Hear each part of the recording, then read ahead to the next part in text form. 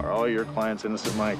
I don't care whether my clients are guilty or innocent. Whatever it takes to win. Yes, we gave it a considerable amount of time. There's nothing Hunter or anyone else can do about it. I want a restraining order, a court order to keep that man away from me. Sergeant Hunter, Metropolitan Homicide. Reba Schofield, housewife. So what more does the DA want from us, Miss Wyman? A signed confession? Counsel is badgering the witness. Overruled. The witness will answer. Not right now, but I'll be back.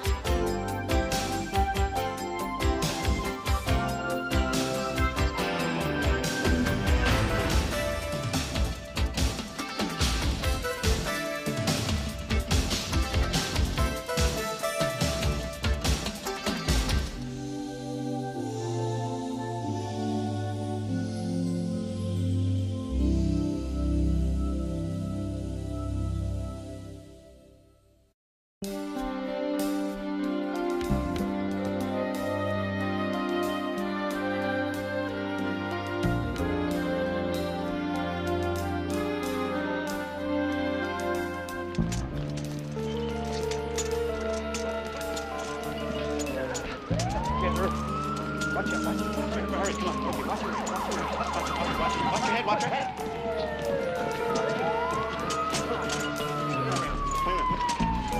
Okay. Drop. Come on. Hurry. Get her. I'm going with her, okay? Sorry, sir. Against regulations. We're taking her to Pacific General. Wait a minute. What? Excuse me. You the gentleman that called about the accident? Yeah, but listen, I don't know how to... Get in the back. We'll take you to a hospital.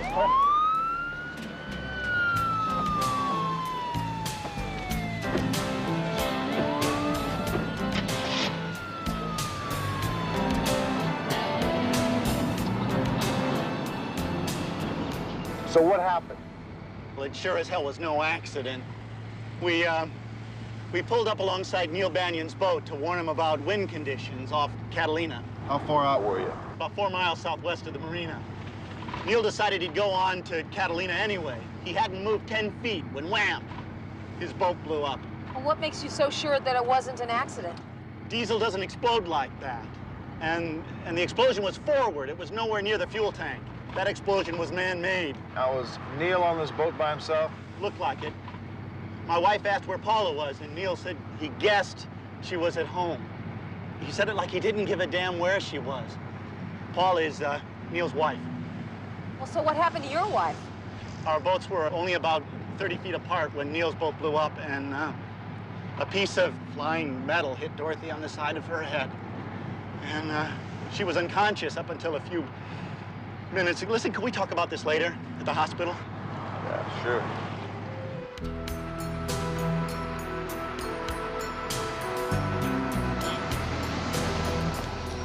You stay with him. I'm gonna check on Neil Banion's wife.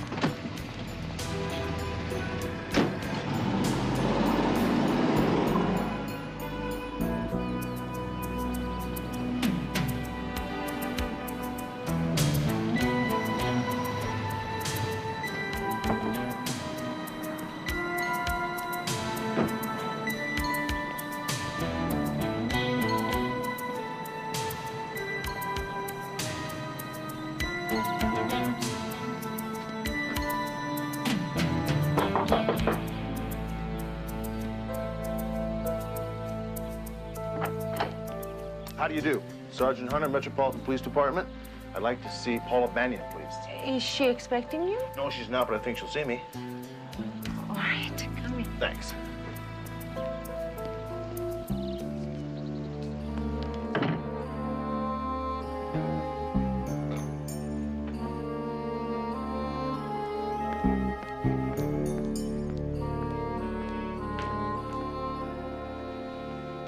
Paula Banyan? Yes? I'm Sergeant Hunter, Metropolitan Homicide. What is it, Sergeant? I have some very bad news. Your husband's boat went down at sea, and he's presumed dead.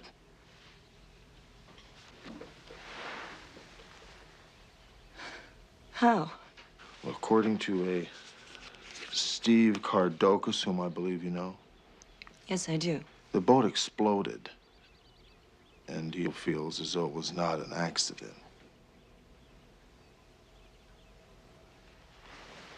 Will you excuse me, Sergeant? I'll be right back. Can I get you anything? Some coffee, a cold drink? No, thank you.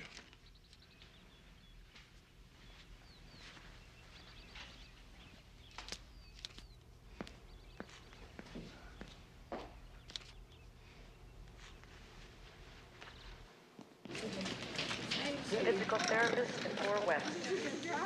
Physical therapist to 4 West.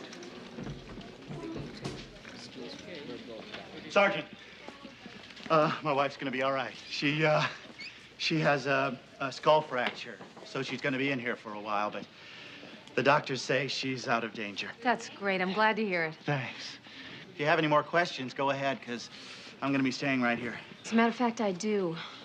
Assuming that this was not accidental, can you think of someone, anyone, that might have wanted to have killed Neil Banyan? No, but see, we weren't real close friends. We only saw them at the marina or out at Catalina. Well, did they seem like a close couple to you? Dr. McFadden's discharge planner. Yeah. Yeah, I mean, we thought they were a great couple. Discharge planner. They were really in love. We liked them.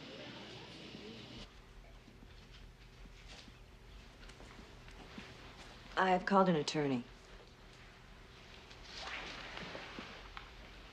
Oh, why have you done that? Sorry, he was very clear about my not discussing it with you. He knows you. It's Mike Snow. He asked if you'd stay till he arrives. He wants to talk to you. Sure.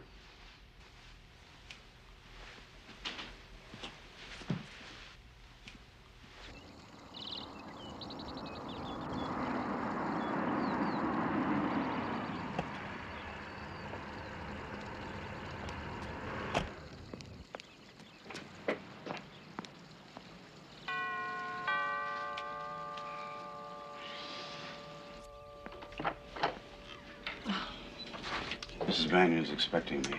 Please come in. Paula. Mike, thanks for coming so quickly. I'm so sorry. Are you okay? Where's Hunter?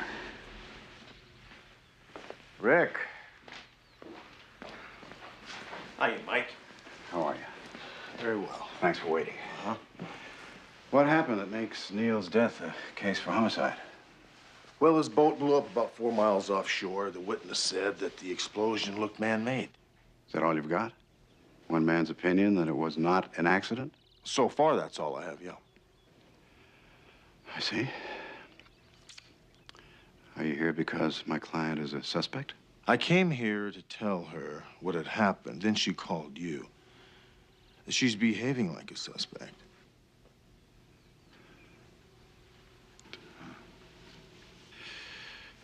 You think you can recover the boat? We have a team of divers working on it right now. I think we should be able to find it pretty soon. Good. Thanks again for waiting. Sure. Miss Banyan, I'll be seeing you again. Oh, no. Not if I can help it. See you. Bye.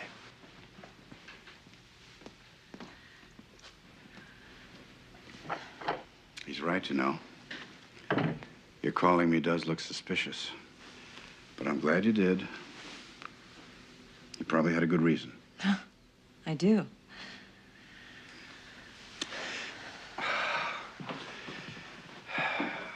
Paula, just listen to me and listen carefully, all right? Everything you tell me is privileged. And the worst thing you can do is lie to me or omit anything. Now, you do that, you'll only make it worse for yourself. I won't lie to you, Mike. If you don't mind, I'm going to get us a drink first.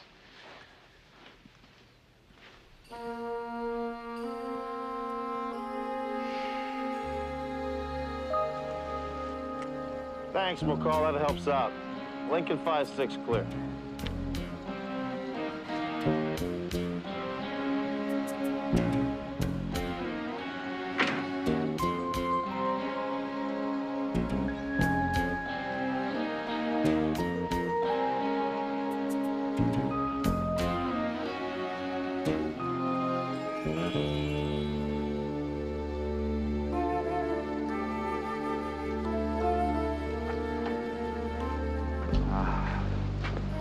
Now, look, don't worry. I'll take care of everything, all right? Okay. Thanks.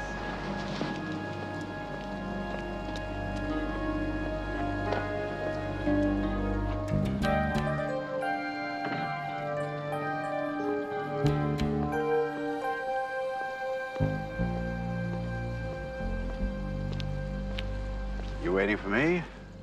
Or you want another shot at my client? Both. I got a surprise for you. You can talk to her anytime you want. Are all your clients innocent, Mike? Oh, no. But this one is. She called me because 3 weeks ago, he accused her of cheating on her. Said he was going to get a divorce. Now, when she asked him who she was supposed to be cheating with, he had nothing to say. I mean, it was just crazy suspicion. Now, she figured he'd realize he was wrong, and they'd kiss and make up. And then you come here waving your homicide badge around and saying Neil's dead. Under those conditions, I'd call me myself. I just received a message from Sergeant McCall. They found the boat. And Neil's body? What was left of it, as well as a $4 alarm clock used in the explosive device. So it was no accident? Right. Was he alone on the boat? It seems that way. Thanks. Excuse me. I want to tell Paul about this.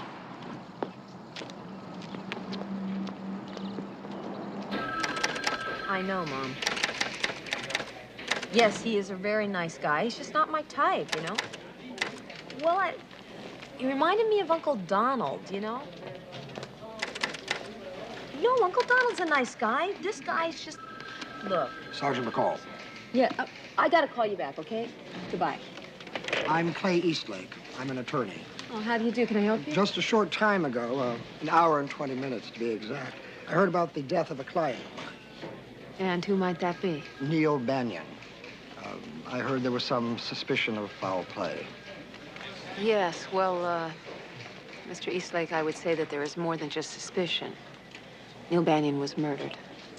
Oh, my God. Do you have any information that could help me in this case? I certainly do. I've been Neil Banyan's lawyer since he first went into business. 10 days ago, Neil came to me and asked me to rewrite his will. He wanted to change his beneficiary from Paula, his wife, to various charities. And he also wanted to make changes in his property arrangements to prevent Paula Banyan from enjoying any benefits should he predecease her. That's interesting. Did he tell you why he wanted to do that? Oh, yes. He was filing for a divorce. He discovered, he told me, that she had a lover. Mr. Eastlake, could you sit down and talk with me? No, thank you. I've really told you everything I know, and my time is extremely valuable. Although I won't be charging you for it. I will be available to appear in court and testify. Well, I appreciate that. I just have one more question. Did Mr. Banyan tell you who he thought his wife's lover was? No. And I didn't ask. I felt if Neil wanted to reveal that information to me, he would. There is one more thing, however. Neil was due to sign the new will Monday morning in my office.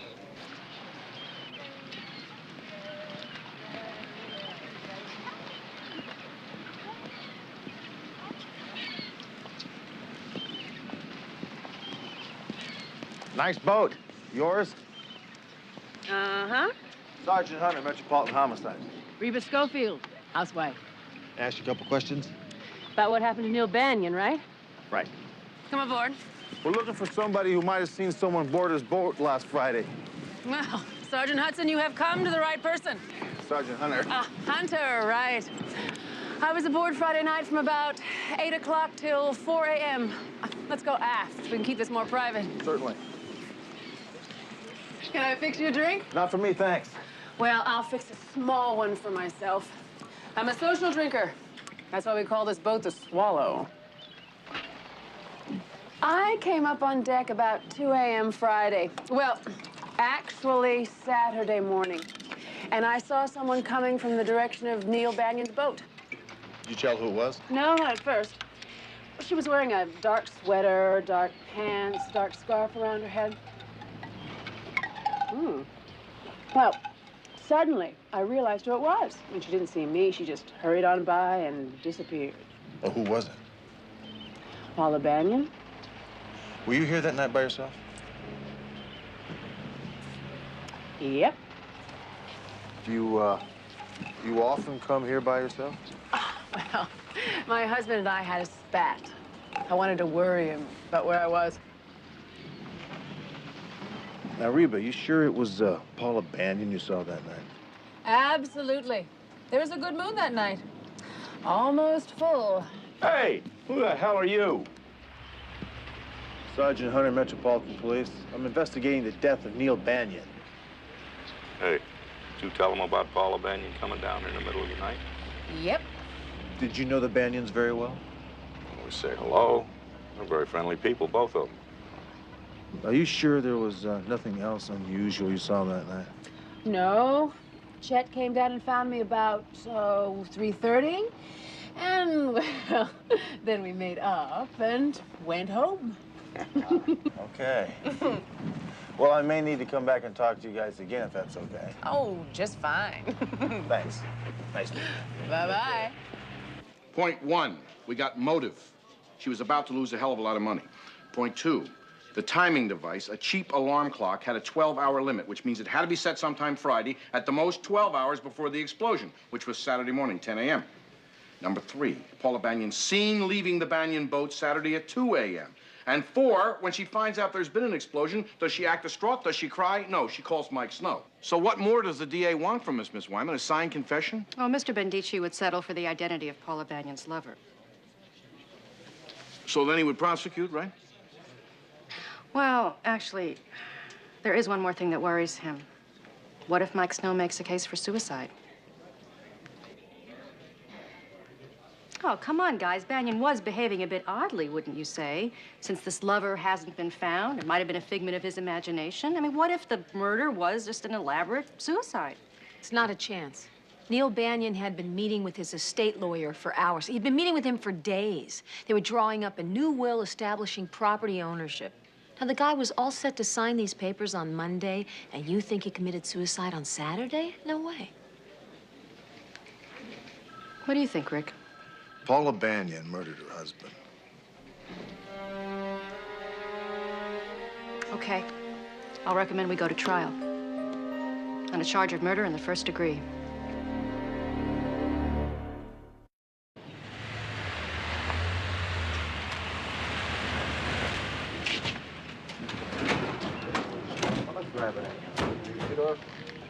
Tell us why I wanted to go out. But the real reason I wanted you here was for that. Snow is much so right on it. Focus on ready. Yeah. Okay. Yes, but what we're gonna have to do is actually. Here she comes. What was after the comment? Have a prepared statement. Mr. Snow, how much is bail? Is it over $1 million? Mrs. Banyan, did you kill your husband? No comment. Mrs. Banyan, is it true your husband asked you for a divorce? No, please. Charge, Mrs. Banyan. First degree murder. I want to talk to you. Wait a minute. I want to talk. I'll talk to him. I'll talk to him. Why didn't you return my phone calls? I've been busy. I've been in court. You had plenty of time to run around asking insinuating questions about me, most of them damn close to slander. Now, why didn't you just come to me? I've got nothing to hide. Good. I'll meet you in your office in about an hour. Mrs. Banyan, did you kill your husband?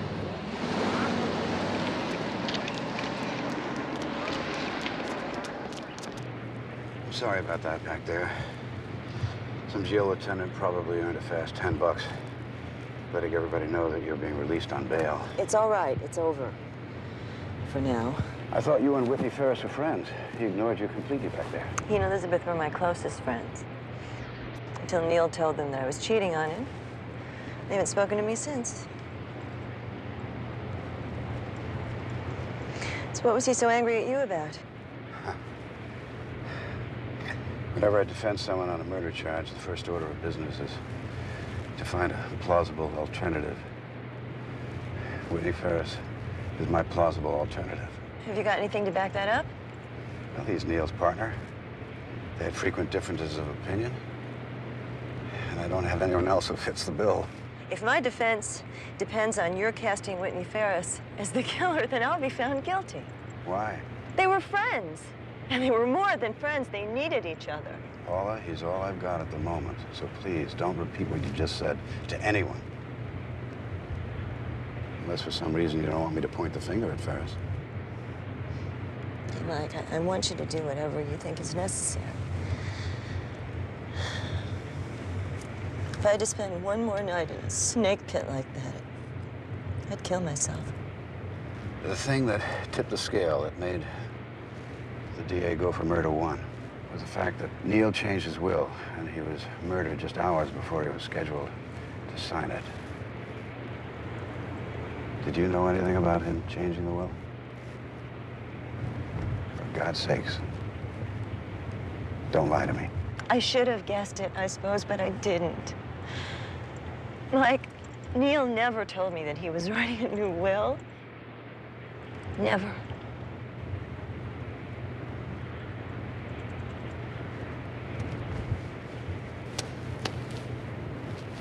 We're gonna win this case. You got my word on it. You may cross-examine the witness, Mr. Snow. Thank you, Your Honor.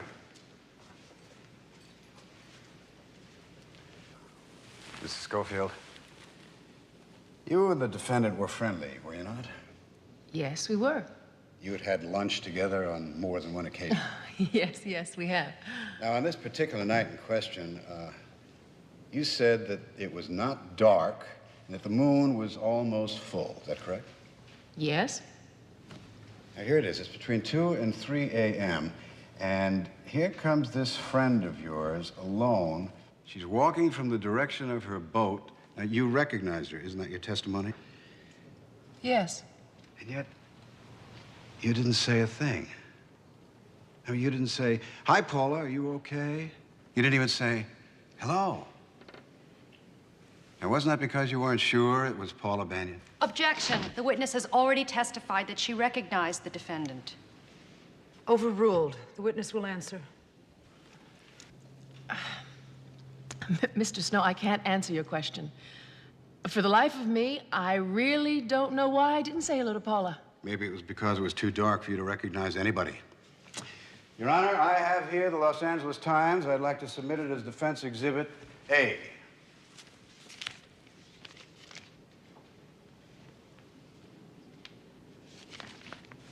Now, Mrs. Schofield, if you'll note here, this is the day in question.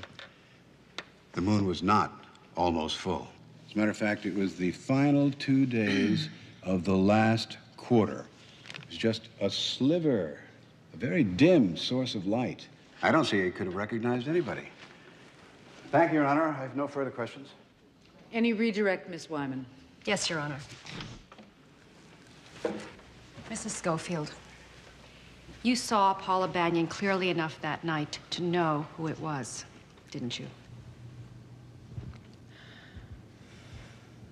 Yes, I did. I truly believe that I did. And at no time, while you were preparing Neil Banyan's divorce action against the defendant, was the name of this alleged lover revealed to you? Mr. Banyan chose not to reveal who it was. Now, as a divorce lawyer, don't you find that rather peculiar, Mr. Talbot? Objection. Calls for a conclusion. Sustained. I have no further questions for this witness. Yes, my partner and I were assigned to the case as soon as we were informed that Neil Banion's boat had sunk. And you were informed, were you not, that Neil Banion had told the defendant that he was divorcing her because she, quote, had a lover? Yes. Did you consider the identity of the lover important to the case? Yes. And you gave the matter proper investigative attention? Yes, we did. Would I be correct in saying you gave it a great deal of attention? Yes, we gave it a considerable amount of time. Come on now, Sergeant McCall. Didn't you feel the identity of this lover was important enough to have a major bearing on the case? We felt that it did have a bearing on the case, yes. Not a major bearing? Your Honor, counsel is badgering the witness. Now, Sergeant McCall has answered this question twice. No, I think Mr. Snow's intention is both clear and proper.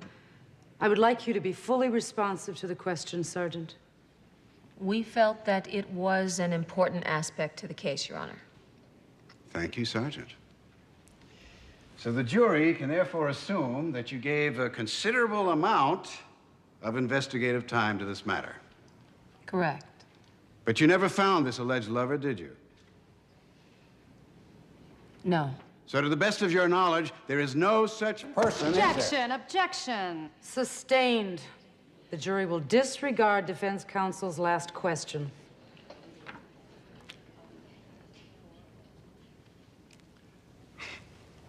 Thank you, Sergeant McCall. And then Neil broke down and cried. And when he got himself back in control again, he told me that he was divorcing Paula. Did you ask him why? Yes, he said that he found out that she was cheating on him. She had taken a lover. Did you ask him who this man was? Yes, but he shook his head and said, Whit, I don't want to talk to you about him, not even with you.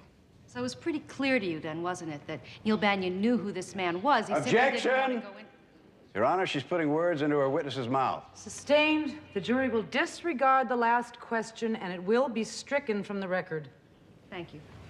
You may cross-examine, Mr. Snow. Mr. Ferris, you stated that you were Neil Banion's business partner in the firm of Banion, Ferris and Company. Is that correct? Yes, that's correct. Were you also friends? We were friends long before we were partners, and we remained friends until the day someone killed him. Did you ever quarrel?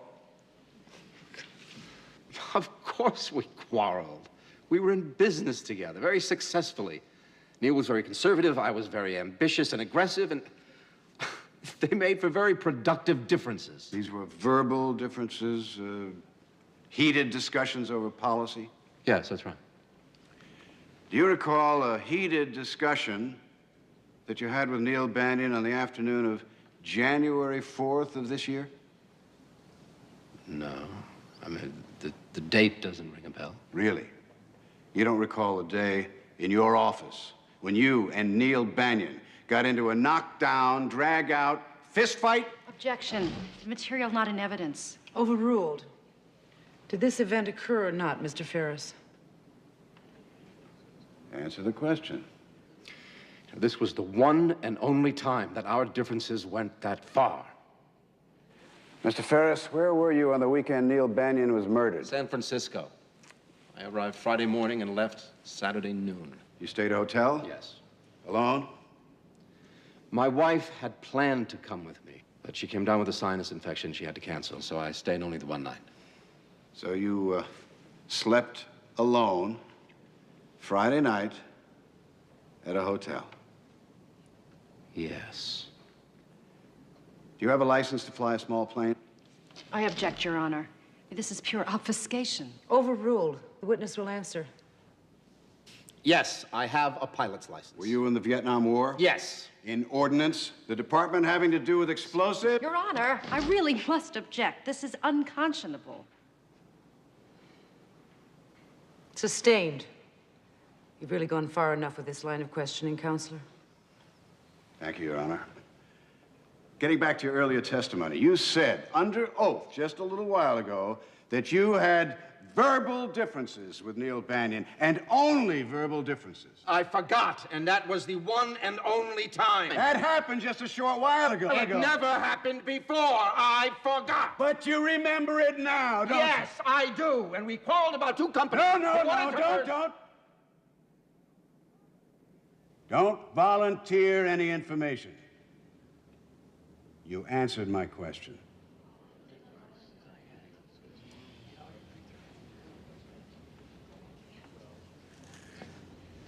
Finish with your witness. Any redirect, Miss Wyman?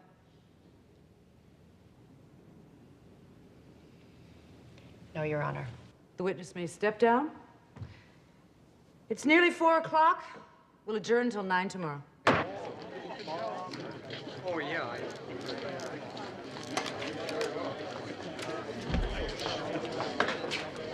Those comments, I wish I could talk. Anything goes, doesn't it, you bastard? Whatever it takes to win, right? Anything. What do you care if someone else looks like a killer? It's Well, I care, and I'm not gonna let you get away with it. Break it up! Knock it off, will you? Relax. You want to press charges on this guy? No, just let him go. It's all an act. An act! See you later. You gonna be a good boy if I let you go? Yes. Look, the man practically accuses me of killing my best friend. So I lost my head, all right? I'm sorry. Come on, Elizabeth, let's get out of here.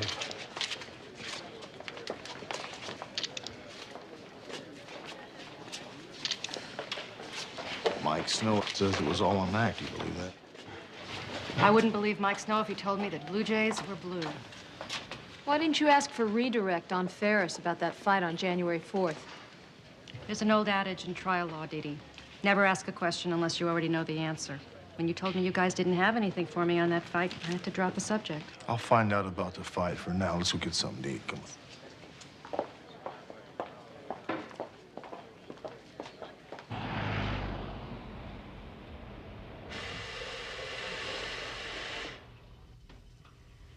You two don't have to wait, you know. The jury could be out all night. No, we have to wait to see what the outcome is. Henry and I made a bet on it. You went hog wild, bet a whole $1. So you still think she's guilty, huh? Yep. Sorry about that, Esther. I have to go with Mike. His stats are 90, 14, and 2. What do you mean, 2? There's no such thing as a tie in a murder trial. Well, sure there is. It's called a hung jury. What makes you so sure Paula Banyan's guilty, Rick? Aren't you? No, I was before the trial. I'm not now. But you still are. Why? We got ourselves a verdict.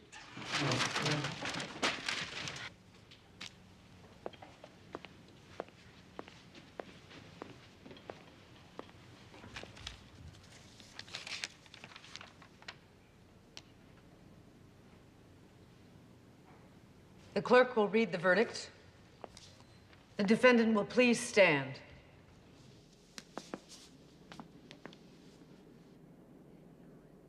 We, the jury, in the case of the State of California versus Paula Lorraine Banyan, Superior Court case number 882-2452118, in the charge of murder in the first degree, as defined in Section 187 of the California Penal Code, find the defendant not guilty.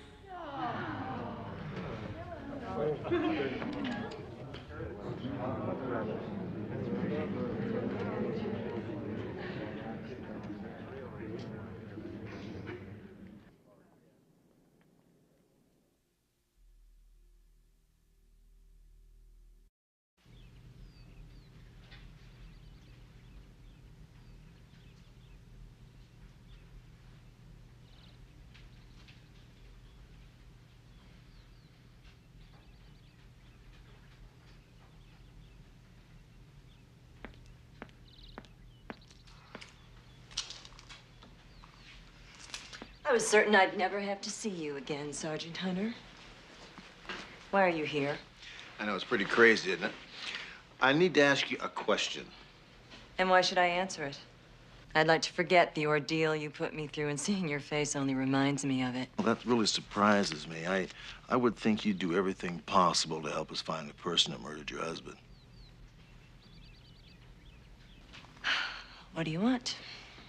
Tell me about the fist fight your husband got into with Whitney Ferris. I don't know anything about it. Well, someone told Mike Snow about it. Oh, why don't you ask Mike Snow? Because I'm asking you. I have no idea. Oh, that's Mike Snow. I called him when I saw you drive up. Oh, great. Maybe I should talk to him about a carpool. What's the problem, Rick? What are you doing here? Working on the murder case, Mike. He came here to harass me, to try to frighten me. He thinks I killed Neil. Any truth to that? About the harassing? No. But your client did kill her husband. What did he ask you? If I knew anything about the fist fight between Neil and Whitney Ferris. All right. That sounds like a legitimate question. You told him you didn't, right? Of course. Any other questions? Not right now, Mike.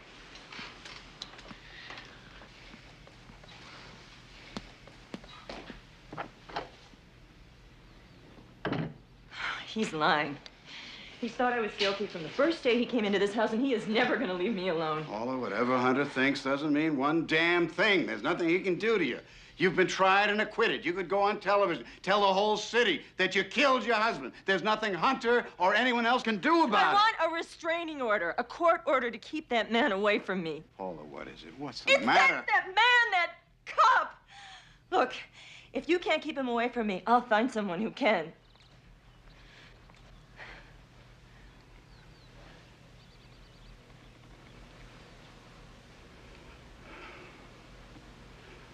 Paula? Did you kill Neil? Now, if you tell me you did, I'm forbidden by law and ethics to reveal it. Did you? I already told you I didn't. I believed you then. I don't believe you now. So you think I'm guilty too? Are you? Yes, I am.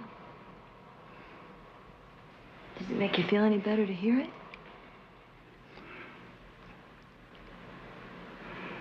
No. Make you feel any better to say it?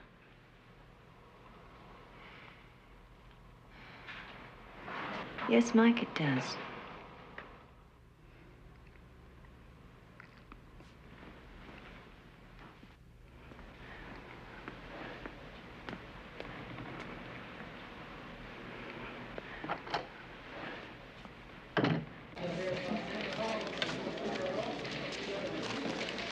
Charlie wants one of us to go to San Francisco to check on Whitney Ferris's movement on the night in question, so I'll need you to take me to the airport. Well, why don't you take me to the airport? I'll go. No, I'm going. Well, I happen to love San Francisco. You know that, so I'll go. I'll bring you back some of that bread you like, all right? We'll flip for it. Okay, Heads I go, tails you go. fine. Oh, Mr. Heads.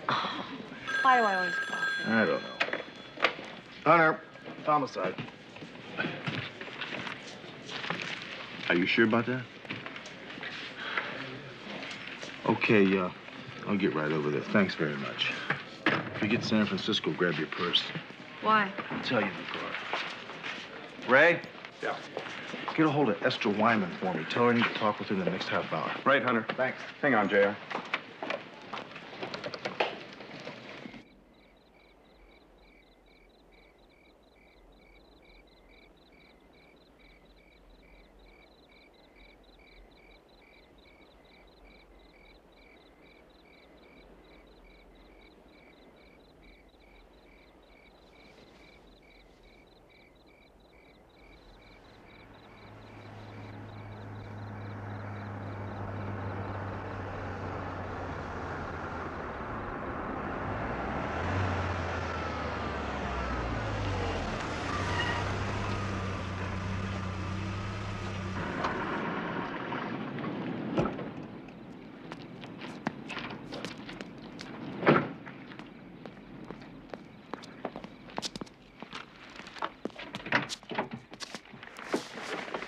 What are you doing here?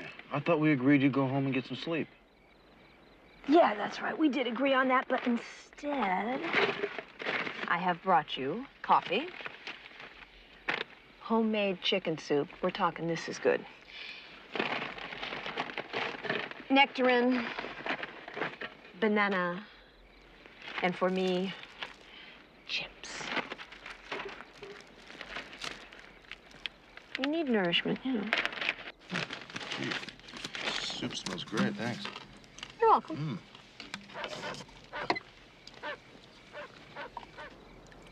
How long has it been since you turned out that bedroom light? 1:43 to be exact. So that would make us... Well, that's a whole big 60 seconds here. Right.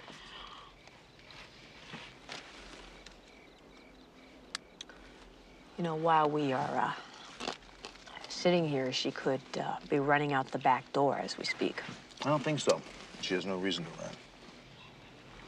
I wish I was as sure as you were that she should have been found guilty. Oh, she's guilty, all right. And she will be paying the piper. Chip.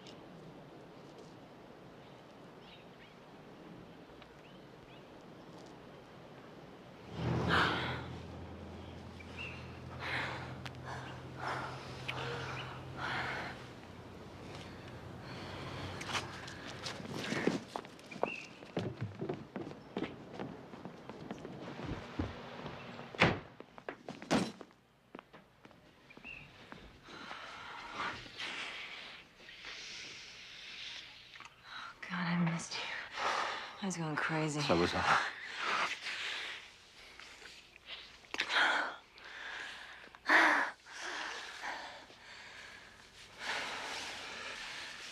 Let me help you with that. I think I can do it faster. I don't think so. Were you followed? No, why would anybody follow me? Who is it? Metropolitan Police, open up. It's Hunter. Oh. You don't have anything to be afraid of. He can't touch me, and you were in San Francisco.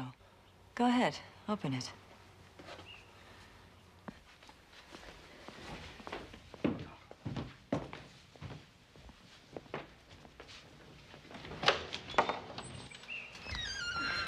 Hi, folks. What are you doing here? You've got no right to hound me like this. I'm not hounding you. I just have a warrant for your arrest. On what charge? Murder. Are you out of your mind? Why don't they teach you LA cops about double jeopardy? You have the right to remain silent, Mrs. Banyan. You too, Mr. Ferris. If you give up the right to remain silent, anything you say can and will be used against you in a court of law. This is police harassment. I'm going to call my lawyer, and I will sue you and your entire damn department. You have the right to speak with an attorney and to have the attorney present during questioning. If you so desire and cannot afford one, an attorney will be appointed for you without charge before questioning. Do you understand each of these rights as I've explained them to you? I was already tried and acquitted on that charge. Are you crazy? You can't arrest her for murder. That was a different charge and a different body. You see, Dorothy Kardokis, the woman in the other boat, died suddenly last night of a brain hemorrhage. And this time, I don't think we're going to have any problems at all proving Paula had a lover. Do you, Mr. Ferris?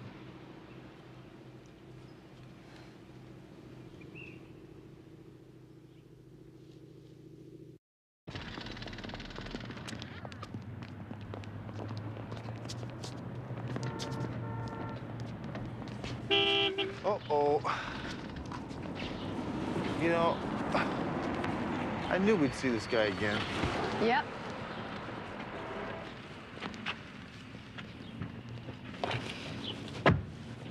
You two are full of surprises, aren't you? Yeah, always have, always will be. But, you aren't. You know, I kind of had a feeling we were going to run into you today. Oh? This time I'm betting against you.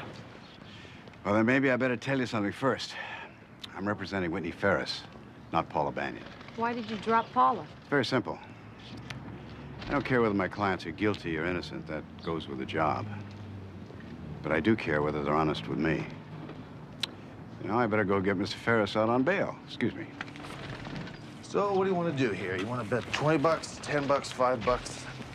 What do you mean? Well, I'm taking Esther on this situation. No way. I'll take Esther, you take Mike. I'm giving you Mike. I don't want Mike. I want Esther. I'm not going to bet like that. What do you think? Being a novice bettor like you are, No. I'd take Mike if I were you. I'm not, I'll take Esther. It's good for your, all right. I'm taking Esther. Okay, we'll flip for it. I don't want to flip for it. I'm telling you.